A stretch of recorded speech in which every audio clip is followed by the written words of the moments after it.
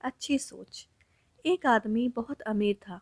उसके पास जीवन व्यतीत करने की तमाम सुख सुविधाएं थी। उसका एक बेटा था। उसके पास पैसों की कोई कमी नहीं थी। इसीलिए वो अपने बेटे को जो चाहे वो दिलाता था।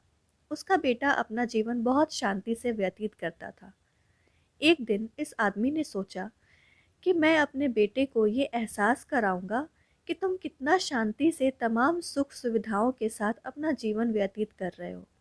मेरे बेटे को ये भी पता चलना चाहिए कि समाज में बहुत सारे लोग गरीब होते हैं, और मैं उसे ये भी दिखाऊंगा कि गरीब लोग कैसे अपना जीवन जीते हैं, ताकि मेरा बेटा महसूस कर सके कि मैंने उसे कितनी सारी दौलत दी है और उसे धन दौलत का महत्व पता चले।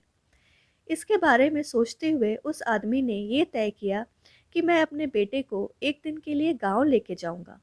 हम पूरा दिन वहां गांव में बिताएंगे। एक दिन वो अपने बेटे को अपने पास के एक गांव में लेकर गया और वहां दोनों पूरा दिन एक किसान के साथ रहे। उस आदमी ने अपने बेटे को पूरा गांव दिखाया और साथ ही गांव में लोग कैसे रहते हैं, क्या करते हैं और क्या खाते पीते हैं, वो सब दिखाया। उस अमीर आदमी के बेटे के लिए ये सब कुछ बहुत नया था और उसने ये सब बड़े चाव से देखा। गांव से वापस लौटते समय अमीर आदमी ने अपने बेटे से पूछा कि बेटा, तुम्हें ये पिकनिक कैसा लगा? बेटे ने जवाब दिया, पापा, मुझे बहुत मज़ा आया। पिता ने अपने बेटे से पूछा, बेटा, क्या तुमने देखा कि गांव में गरीब लोग कैसे रहते हैं? बेटे ने कहा, हाँ पापा, मैंने सब कुछ देखा। पिता ने कहा, बेटा, तुमने वहाँ पर क्या देखा, मुझे बताओ। बेटे ने कहा, पापा, मैंने देखा कि जैसे हमारे पास घर में एक कुत्ता है, वैसे गांव में उन लोगों के पास गाय है। हमारे पास एक स्विमिंग पूल है जो कि सिर्फ हमारे घर की सीमाओं के भीतर सीमित है। उनके पास तालाब है और नदियाँ हैं जिनकी कोई सीमा नहीं है। हमारे घर का लॉन घर की दीवार के साथ ही समाप्त हो जाता है। उन लोगों का घर का लॉन ज़मीन है जो कि जहाँ तक नज़र जाए वहाँ तक फैली हुई है। बेटे का जवाब सुनकर पिता बहुत खुश हो जाते हैं।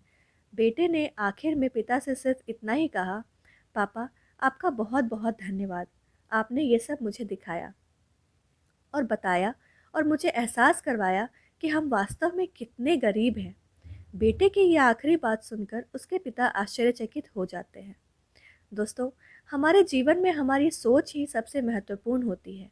हमारी सोच ही हमारे व्यक्तित्व का निर्माण करती है।